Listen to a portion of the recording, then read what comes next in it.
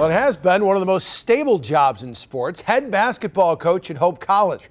Russ DeVette led the Flying Dutchman for 24 years. Glenn Van Weeren followed and held the job for 33 seasons.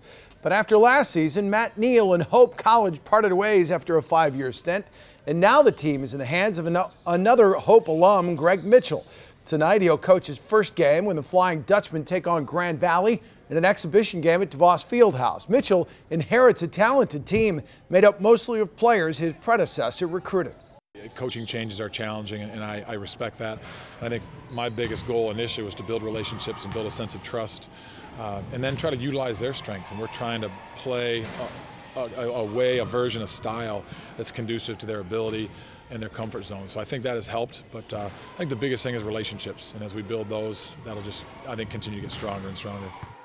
We'll have highlights of that game for you at 10 and 11. In the NFL, you only have to look at the points allowed stat to understand how the Lions are sitting at 7-2 right now. 142 points allowed as tops in the league. But the Lions wouldn't be sitting in this position without the clutch fourth quarter play of quarterback Matt Stafford either. Statistically, this isn't his best season, but he has thrown late touchdown passes in 2 of the 3 Lions victories, the last 3, leading some to suggest Detroit should go to the no huddle more often. Lions coach Jim Caldwell says don't count on that, but he sure has enjoyed watching his quarterback come through in the clutch.